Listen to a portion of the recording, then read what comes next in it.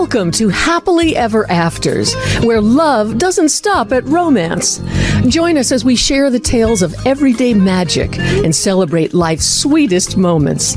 Hear inspiring accounts of love, intimacy, and pure joy as we uncover the secrets behind true devotion and partnerships that really work. Brace yourself for a full-on heart-melting. Here's your host, Carlos Clemente. Hey, here we go. Another show of Happily Ever Afters.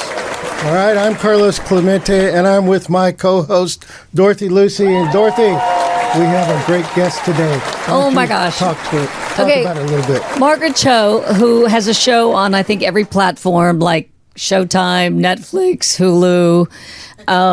Okay, Margaret, this I love, that Vogue said you were one of the 9 best female comedians of all time.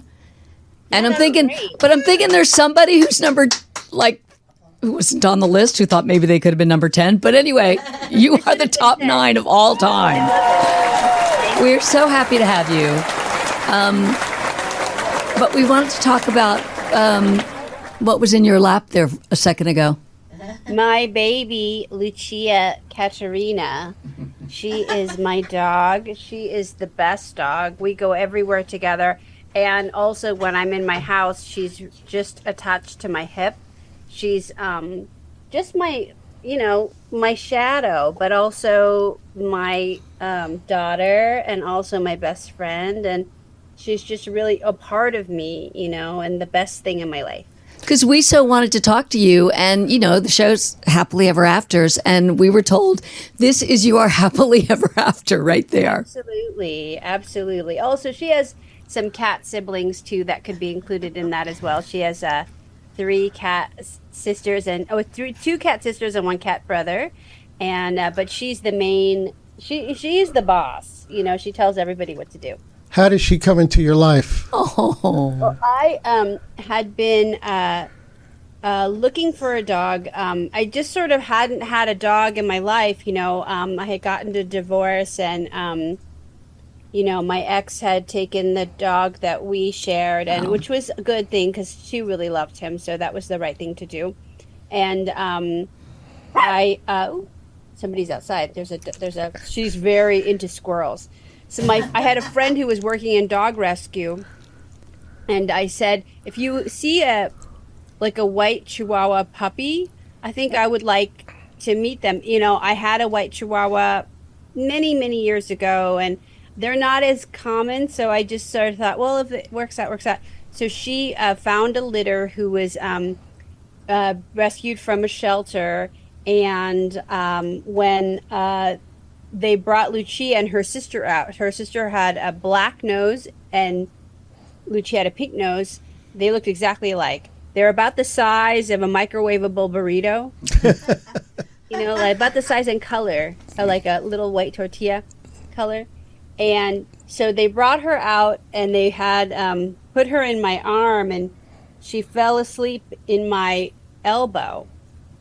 And that was it. That was all that needed to happen. It was like the perfect introduction. So I just took her, and from then we've just been pretty much inseparable. She comes with me everywhere, and when I do comedy, she knows when my closing jokes are. So that's she starts to get up and stretch because she knows that we're going to leave. But she's just in the dressing room, and she's waiting for mommy. Sometimes she'll be at the side of the stage waiting for mommy.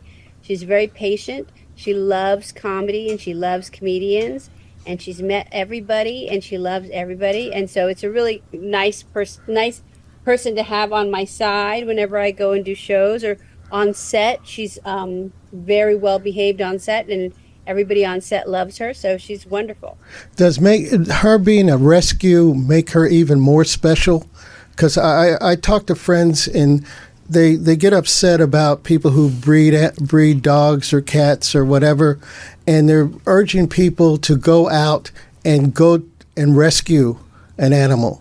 And yes. The people that I know that have done that, the relationship they have is just wonderful.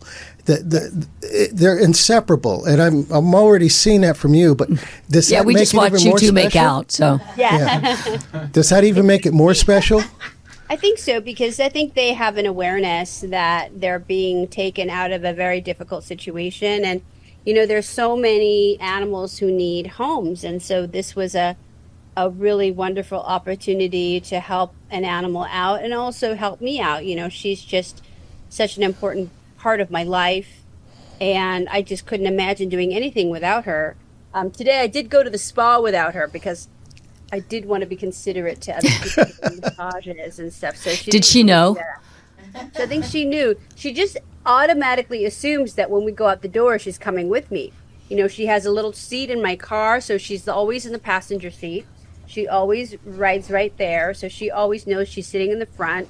Even if she's sitting in the back seat, if I have another passenger, she gets a little bit like, oh, this is odd, because she's just so used to coming with me everywhere. All 5 pounds of her? Yes. So she's very protective of you. If you go out with somebody or whatever, she has to come as well? Or do you... She loves it. Yeah. She wants to be with the other person. She's very social. So she really likes to hang out with everybody and likes to talk and likes to be part of the situation. But she's not... like sometimes they get sometimes Chihuahuas will bark a little bit if people get close to the person they're protecting, but she's not like that. And I heard she was part Dalmatian, which I really do not see. I don't see it. I think she is a longer, she is, you get 33% more dog. If you Cute butt. little cute butt, but she's a little bit longer than your regular Chihuahua. So she does have a little bit of a longer body, a little bit of a longer leg. She's a little taller. But I don't see the Dalmatian at all. I have grand pups now, and actually I have one that is a 7-pounder, so just, a few pounds on her. And I adore them. But I heard your mother loves Lucia, but would still like you to date. She would like me to date. She was trying to get me to get she calls it timber. You have to get a timber. Timber. Do the timber. And I'm like, I don't want to do timber, but... she's really insisting that I get on timber. She loves Lucia. She's very, very fond of her granddaughter. And so that's a really nice thing. Also, my parents live in assisted living. So whenever I bring Lucia there, it's really exciting because everybody wants to come out and pet her because they all the people there love dogs. Yeah. We had a dog that I didn't want. In fact, I cried when we got her because I was not thrilled. And she became my soulmate. Literally became my soulmate. Sometimes we just don't know. We don't know what's in store for us, and it's really interesting the relationships that we build with these creatures. It's so deep and rewarding, but you never know. Yeah. I find, having had cats and dogs, cats can be temperamental. They look at you like, when I have time for you, then I'm going to be there. But a dog looks at you, they look into your soul, and they see you. I remember when I was in college, we had a dog. It was my brother's dog, but it seemed to be always with me. Whenever I would come home, that dog, I had to take him for a drive before we did anything else. But I used to sit on the porch with him and tell him all my sorrows and everything. And he would just look at me and like, yeah, dude, I understand. I got you. A dog is therapy. Yeah. On some level. Okay. So they really care. They really are interested in you and what you're saying and what you're doing. And, cats are different. I mean, there is so much love that I get from my cats as well. It's just a little bit different because it has to sort of be on their terms. Whereas a dog is just always up for anything. So what is so therapeutic about your dog to you? I think just she's warm. And then she also lays directly on my heart. So I can feel like her heartbeat and my heartbeat and we're like synced. So she often lays her snout on my chest and then her little body's on my chest. And when I walk around, like I have a couple of shirts that have a pocket just for her. So she'll just sit in there and we'll walk around, and I'm just so used to carrying her everywhere. So she's just very much a part of my body. She's just normally like attached to me. Or if we're at home, she's just sitting right next to me all the time. Geez, I know about the pocketbook dog, but the actual pocket dog? Yeah, it's like a jacket with a pocket inside that you can just put her inside. She also likes a purse. I have a couple of purses that she can go in, and I think that makes her feel very fancy. I have like a fancy like Ralph Lauren one and I have a really fancy Louis Vuitton one, but she doesn't really like that one. She likes the Ralph Lauren one better, so she's not so highfalutin, but she really loves to be in a purse. I'm glad you can take her to work because you're working on like a million different projects. Yeah, it's great. That's a wonderful, wonderful thing because she's so well behaved and does not make a sound. So every time we go on set, she's really welcomed, and everybody also falls in love with her as well. Do you consider her inspirational in your career? Yes. In what absolutely. way? I think because she just gives me that little something, like she's always on my side. She's always there, and it can get lonely, like when I'm traveling a lot, I don't get home very much, or if I'm off doing something, like she's there in my dressing room, she's there in my trailer, she's there on my flight, she's there, in these airports, and she's, if we're in a flight delay, we're just there together. Now, do you ever tell jokes about her or never? I don't know if I have. I mean, I guess there's lots of jokes to tell. I don't know. I'm not sure because I take her so seriously. I don't know if there's jokes. I'm just so grateful for her all the time that I'm not sure what the jokes would be. I don't know. You don't want to offend her, Well, I think she's got a good sense of humor. It's funny because she can sense when I'm performing and then when I'm not. Like, so when I'm performing, she'll like really not interrupt me. Like she'll sit on the side of the stage and she won't. But when I'm not performing and I'm doing a sound check, she'll run on stage because she knows that when I have a certain pitch in my voice, or maybe it's the audience, when there's people out there, she knows not to step in. Something about it. It's interesting. And I had another dog who was also a wonderful love of my life. And I went to a pet psychic, and they said that my dog thought I was a singer because the dog can't understand what stand-up comedy is, but somehow knew what singing was. So that my dog would watch me on television, and he would tell all the other dogs that his mother was a very famous singer. Margaret, we're going to wrap it up here in a minute, but how can you tell people your experience with your dog? That's a happily ever afters moment for you. How can you tell people to have their animals be that for them as well?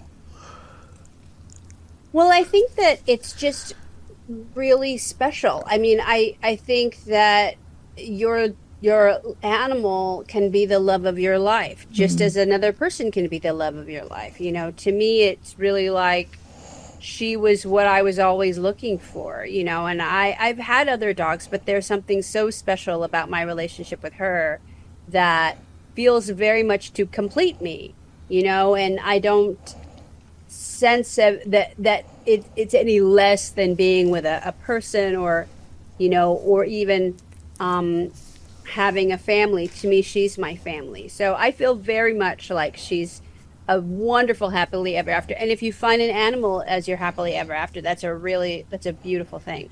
Well, if you ever go on, what does your mom call it? Timber? Timber.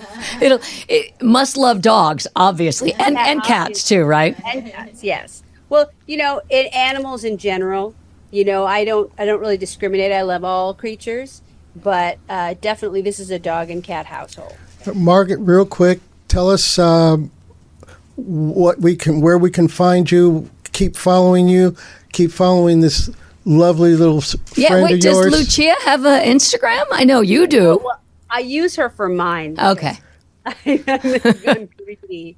But I'm at margaretcho.com. I'm at Margaret _Cho on Instagram, and I'm the Margaret Cho on TikTok, and you'll see lots of content from my animals and me. And then also I'm on tour all the time, so people can find out about everything on my socials. Okay.